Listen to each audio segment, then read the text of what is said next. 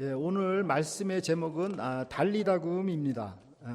달리다굼이라는 뜻은 달리다라는 단어가 어린 소녀를 얘기하는 거고, 굼이라는 단어는 일어나라라는 뜻입니다. 그래서 어린 소녀야 일어나라, 이 주님의 음성입니다. 근데 주로 이제 그 뭐죠?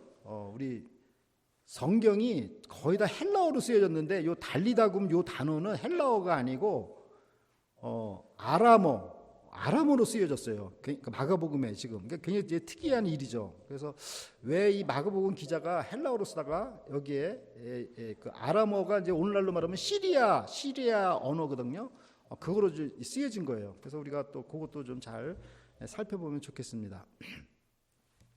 우리가 이제 그 여기 공동묘지 이렇게 가면은 주로 이제 그 공동묘지 그 묘비병에 보면 sleep is Jesus, sleep in Jesus, 뭐 이렇게 주님 안에서 이렇게 잠들다, 이런 그 묘지명을 많이 볼 거예요. 그래서 여러분들도 아마 이렇게 가서 보시면은 왜 이렇게 잠들다라는 표현이 묘지에 이렇게 써 있을까? 이게 죽으신 건데 거기가 funeral 그 플레이스에서. 그 표현은 우리 성경에서 우리가 서포트하는 그 말씀입니다. 우리가 이렇게 고린도 전서 15장 51절을 보면 이렇게 기록됐어요. 보라, 내가 너희에게 비밀을 말하노니 우리가 다 잠잘 것이 아니요 마지막 나팔에 순식간에 후련히 다 변화하리니. 그래서 이 성경은 사람들의 그 죽음을 잠으로 이렇게 표현한다라는 걸 알 수가 있죠. 그래서 우리가 이 죽는다는 이 표현은 실제적으로는 이게 성경에서 이렇게 서포트하기 때문에 이거는 주님 안에서 잠드는 것이다 라고 우리가 이해를 해야 되는 것입니다. 요거를 이해를 못하면 세상 다 이렇게 망한 것처럼 그냥 막 통곡하고 슬퍼하게 되는 거죠. 이게 지금 이제 제가 한번 이거 AI를 통해 가지고 한번 그림을 한번 이렇게 그리도록 했어요. Final destination is not death but resurrection. 이런 주제로 이제 AI한테 줬더니 이제 이런 이제 그림을 이제 그렸습니다. 그러니까 첫 번째 이렇게 탄생, 우리의 그 탄생, 이제 기차가 출발하는 그림이고, 그 다음에 중간역은 death, 죽음이라는 거예요. 중간역. 그 다음에 final 종착역은 resurrection, 부활. 지금 우리 인생이 이런 단계로 간다라고 성경은 말씀하고 있습니다. 근데 이제 이 뒤에 있는 그 레저렉션을 모르면 중간역 데스가 마지막이라고 이렇게 생각을 하기 때문에 사람들이 통곡을 하는 것입니다. 그런데 우리 예수님을 믿는 사람들은 이 죽음이라는 것은 중간역이구나. 중간역 지나서 어디로 가나 레저렉션, 부활로 가는 것입니다. 그래서 우리가 이런 그림을 잘 이미지를 잘 머리에 잘 새기면 좋겠습니다. 회당장 야이로는 죽어가는 딸을 살리고자 예수님께 간청했지만 집으로 가는 도중에 딸 이미 죽었어라고 이런 그 비보를 접하게 됩니다. 그럼에도 불구하고 예수님께서는 두려워 말고 믿기만 하라, 이렇게 야이로한테 말씀했어요. 왜 딸이 죽었는데 예수님께서는 두려워 말고 믿기만 하라 하셨을까요? 그것은 제가 좀 전에 설명한 것처럼 죽음은 최종 목적지가 아니기 때문입니다. 마가복음 5장 37절을 보십시오. 베드로와 야고보와 야고보의 형제 요한 외에 아무도 따라옴을 허치 아니하고. 그러니까 회당장 야이로의 집에 베드로, 야고보, 요한 세 사람이 예수님과 함께 들어갔습니다. 그런데 예수님의 제자는 12명입니다. 그런데 그 12명의 제자들 중에 왜 3명을 택하였을까? 이 3명을 택한 사람들, 피터, 제임스, 존은 굉장히 기분이 좋았겠죠. 12명 중에 자기들 딱 너 따라와 이렇게 했으니 뭐 기분이 얼마나 좋았겠어요. 그런데 그렇게 택함 받았다고 그렇게 우쭐대면 안 되는 거죠. 그죠? 오히려 그럴수록 더 겸손한 자세를 가져야 되는 거죠. 그런데 이제 왜 3명을 택했냐? 예수님께서는 부활의 증인한테 요구되는 숫자는 3명입니다. 2명이나 3명. 그렇기 때문에 2-3명이 필요해서 이제 이 피러, 제임스 12명 다 들어오면 다 들어갈 수가 없으니까 3명을 택한 거죠. 자, 그런데 이 피러, 제임스, 잔 이 3사람이 여기에만 따로 이렇게 택함을 받은 게 아니라 예수님께서 변화산상에 계셨을 때도 이 3사람만 특별히 산으로 올라가는 특혜를 받았다면 그렇게 생각할 수 있고, 또 예수님께서 겟세마네 동산에서 기도하실 때에도 이 3사람이 예수님 가까이서 기도를 했거든요. 그러면 우리가 이 3사람이 주는 의미가 뭔가, 이 3사람을 예수님이 불렀다라는 의미는 뭐냐면,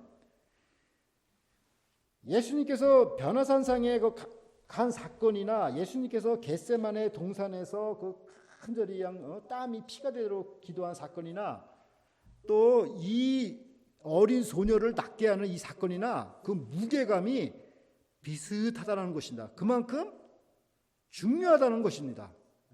그러니까는 이 사건이 아주 중요한 사건이다라는 것을 이렇게 암시하고 있는 것입니다. 마가복음 5장 38절을 보십시오.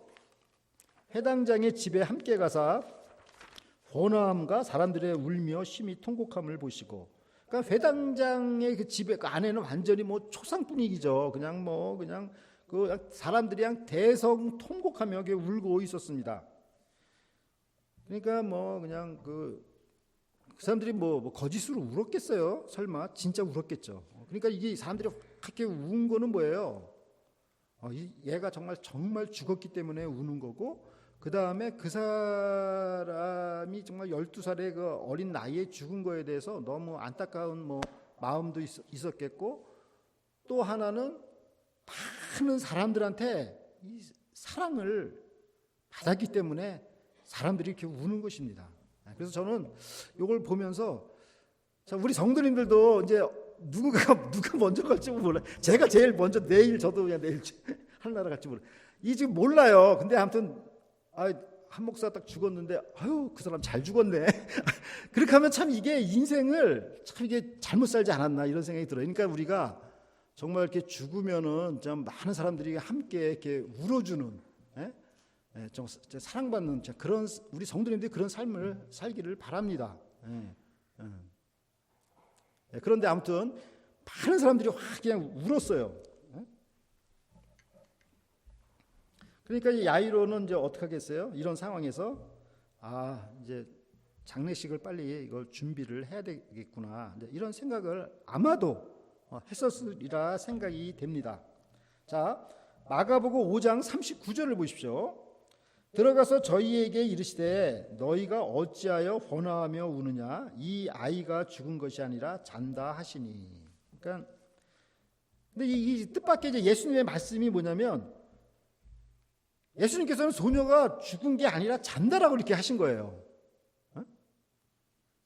그러니까 이 소리를 들은 그 조문객들은 어이가 없었을 것입니다. 자, 이걸 보면 우리는 뭘 알 수 있을까요? 아직도 예수님께서는 무언가 포기치 않고 계심이 분명하다는 걸 우리가 알 수가 있죠. 지금 잔다, 예수님께서. 그 말씀에 대한 책임을 지셔야 될 거 아니에요, 그죠?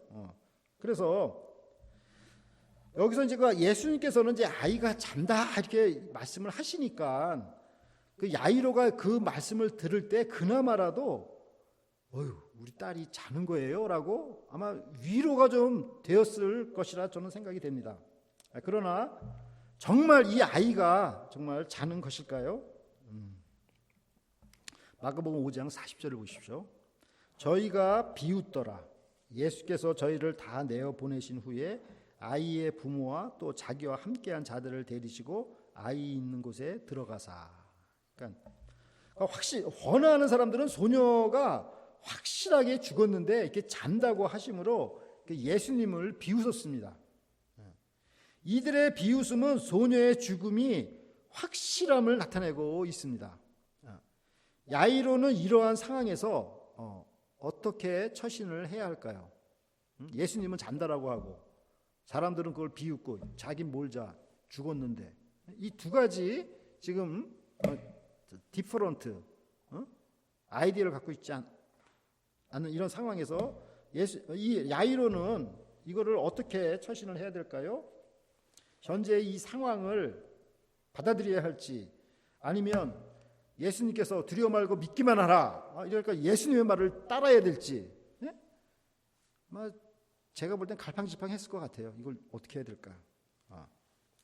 자, 그런데 야이로는 이런 어떤 그 상황, 그 컨텍스트, 그런 상황과 하나님의 그 말씀 그 사이에서 예수님의 그 말씀을 따르기로 이렇게 결심을 하였습니다.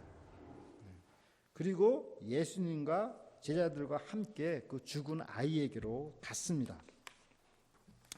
만일 야이로에게 그냥 야이로가 그냥 믿음이 막 흔들려가지고 그냥 아유 자기 몰자 죽었는데 막 이런 마음이 딱 들면은 아마 예수님한테 그랬을 것 같아요. 예수님 이건 아닌 것 같아요. 죽었잖아요. 하면 그 예수님 그냥 발걸음을 딱 막았을 것입니다. Don't come in to my doors home 뭐 이렇게 얘기했을 거 아니에요. 그런데 야이로는 여기서 계속 그 예수님을 의지하였습니다. 마가복음 5장 41절을 보십시오. 그 아이의 손을 잡고 가라사대 달리다굼 하시니 번역하면 고 소녀야 내가 네게 말하노니 일어나라 하심이라. 예수님께서 죽은 소녀의 손을 잡고 명령을 하셨습니다. 달리다굼.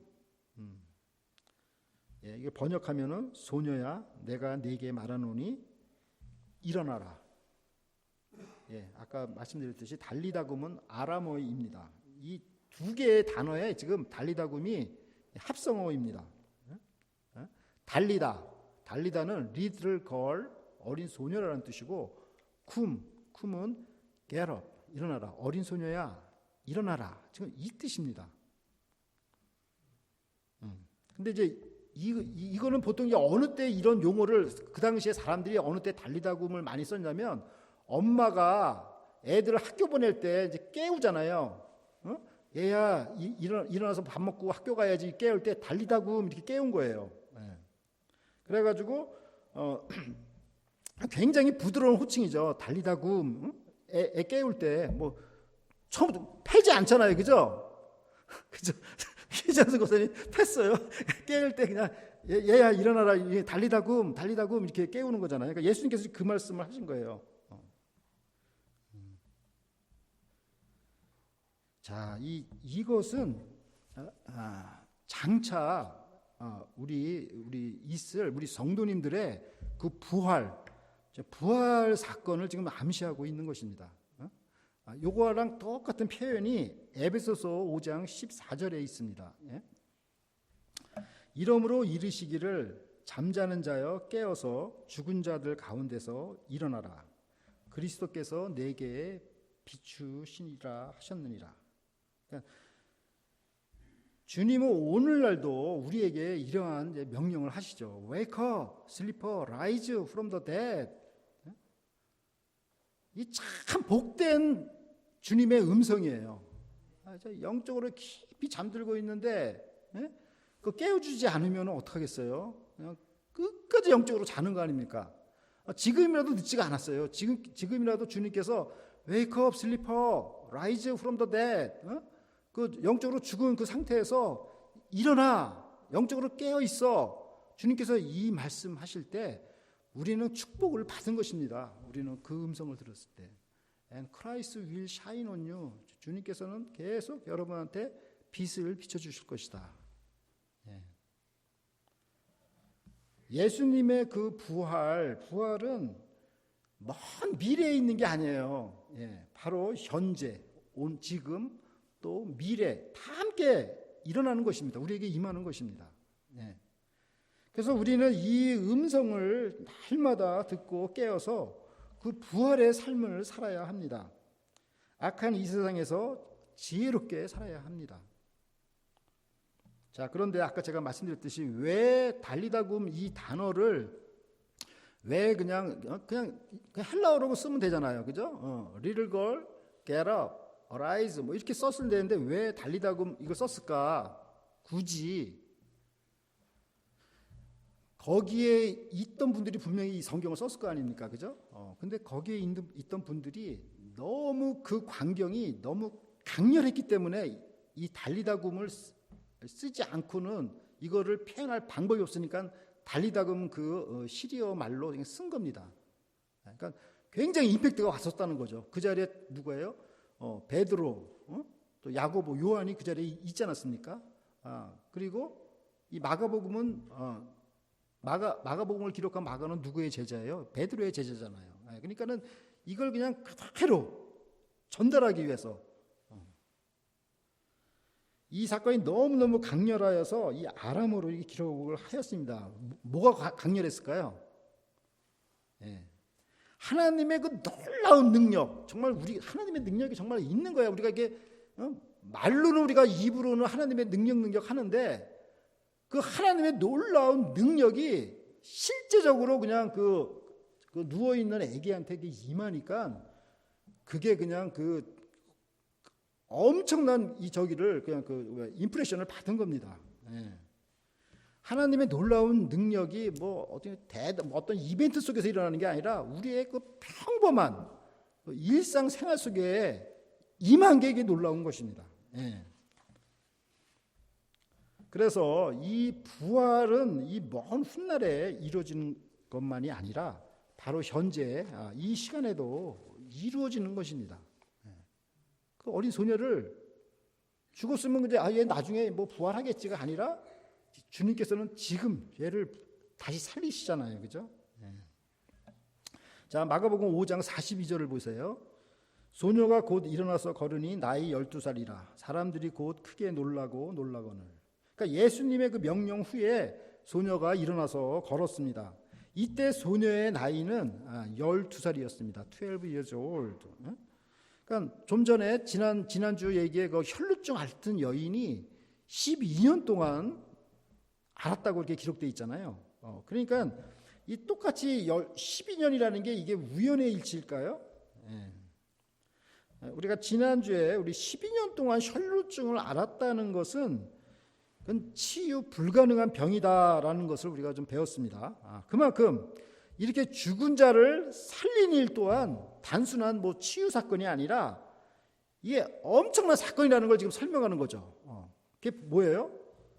예수님께서 죽음을 정복하신 것을 이렇게 나타낸 사건입니다. 그러니까 예수님께서 뭐 거라사 광인의 귀신도 내쫓고 뭐 절름발이 걷게 하시고 소경에 눈 뜨고 이렇게 했는데 여기서는 뭡니까? 이제 바다의 풍랑도 그냥 멈추게 하고 다 이렇게 했는데 여기서는 뭐예요? 우리 사람의 가장 큰 적인 그 죽음, 데스를 예수님께서 여기서 여기에요, 컨커드 한 지금 그 사건을 지금 얘기하는 것입니다. 그러니까 at this they were completely astonished.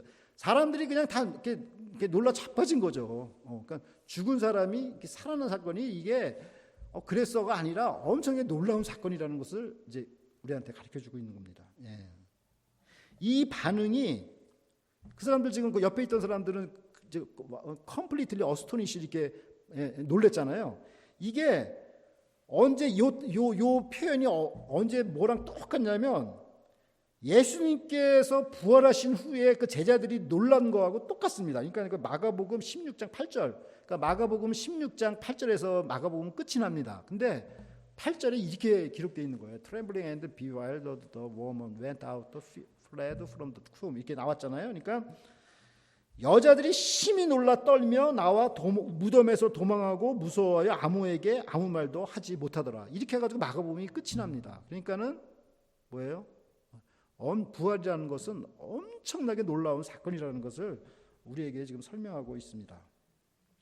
그렇습니다. 예수님의 그 부활은 죽음을 정복한 심히 놀라운 일입니다. 근데 이것이 예수님만 끝난 게 아니라 예수님께서 부활의 첫 열매라고 말씀하셨기 때문에 예수님께서 부활의 첫 열매면 우리는 부활의 나중 열매가 되겠죠. 그러니까 우리한테도 똑같이 이게 일어나기 때문에 이게 엄청나게 놀라운 일이라는 것입니다. 우리에게도 장차 이처럼 부활의 놀라운 일이 일어날 줄 믿습니다. 아멘. 아멘 하시기 바랍니다. 마가복음 5장 43절을 보십시오. 예수께서 이 일을 아무도 알지 못하게 하라고 저희를 많이 경계하시고 이에 소녀에게 먹을 것을 주라 하시니라. 그러니까 예수님께서 이걸 왜 아무한테도 이렇게 말하지 말라 이렇게 하셨을까? 예수님께서도 무슨 계획이 있으시니까 이걸 지금 막으신 거잖아요. 그냥 뭐 부활한 거를 얘기를 하든지 말든지 그건 뭐 이렇게 근데 예수님께서는 그냥 이거 He gave strict orders not to let anyone know about this. 아주 strict order. 그러니까 절대로 그냥 아주 그냥 단호하게 그냥 이런 명령을 내린 거죠. 절대 딴 사람한테 이거 부활한 이거 한 거 얘기하지 말라. 왜 이런 명령을 왜 하셨을까요? 우린 모르죠, 그죠? 근데 이제 우리가 이제 생각할 수 있는 것은 예수님이 아직 십자가에 돌아가셔가지고 부활하지 않으셨잖아요. 그러니까는 이걸 지금 이렇게 미리 다 이렇게 알려지게 되면은 예수님의 부활에 대한 의미를 잘 깨닫지 못할 수가 있을 거라라는 그런 생각이 듭니다. 아마 주석가들이 이제 그렇게 생각을 하는 거죠. 저도 그렇게 뭐 생각하고 그래서 예수님께서 부활한 사건 후에 그래서 그게 그거구나라고 이렇게 연결이 되면서 그 예수님의 부활을 확실하게 이렇게 확신할 수가 있는 거죠. 그거를. 만약에 뭐 그 나사로가 부활한 것도 마찬가지죠. 같은 맥락이죠. 다 이게 이 소녀의 부활과 나사로가 부활한 것도 다 이렇게 연결이 되는 겁니다. 그래서 만약에 뭐 나사로의 부활 사건 뭐 그런 일이 없고 그다음에 뭐 이 소녀가 뭐 부활한 거 그런 사건이 없고 그냥 예수님만 그냥 무덤에서 달랑 그냥 부활하셨다 그러면 사람들이 그걸 누가 믿겠어요? 응? 어떻게 죽은 사람이 다시 살아나? 그리고 그걸 그냥 그 헛소문이다 이렇게 막 퍼뜨리겠죠. 근데 실제적으로 예수님께서 부활하셨을 때 그 헛소문이 돌았습니다. 그 당시에. 왜냐하면 예수님의 그 시신이 도둑 맞았다라고 예수님을 반대하는 사람들이 그런 그 소문을 냈어요. 그게 성경에 기록되어 있어요. 그러니까는 이런 이제 부활 사건이 예수님께서 부활하신 다음에 이게 연결이 되면서 진짜 예수님이 부활하신 거라 우리가 더 이렇게 확신할 수가 있겠죠. 그래서 사전에 예수님께서 이러한 예표를 보이셨다고 이렇게 생각이 됩니다. 아침에 잠에서 깬 아이에게 엄마가 아침밥을 차려주듯이 예수님께서도 소녀에게 먹을 것을 주라 이렇게 하셨습니다. You give them something to eat. 근데 또 이 표현도 마가복음 6장 37절의 표현과 또 똑같습니다. 제가 보겠습니다. 대답하여 가라사대 너희가 먹을 것을 주라 하시니 여짜오되 우리가 가서 200데나리온의 떡을 사다 먹이리이까. 그냥 많은 그냥 굶주린 한 5천 명의 그 사람들이 예수님 주변으로 이렇게 모였었는데 예수님께서 제자들한테 뭐라 했냐면 You give them something to eat. 너희들이 이 사람들 먹여라 이렇게 말씀하셨습니다.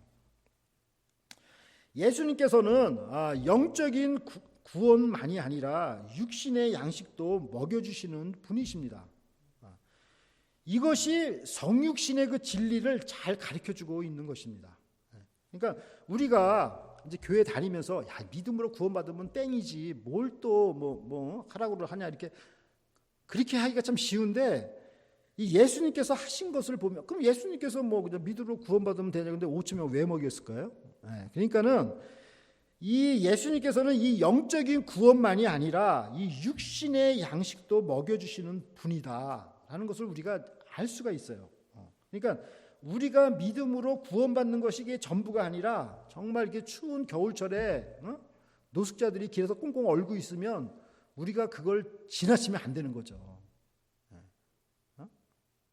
만약 그 사람들 그냥 지나치고 우리끼리 히히닥거리면서 말이야 지나갔다고 한다면 정말 이게 완전한 정말 이게 구원받은 사람들의 자세인가 이런 것들을 우리가 다시 한번 생각을 해야 되는 것입니다.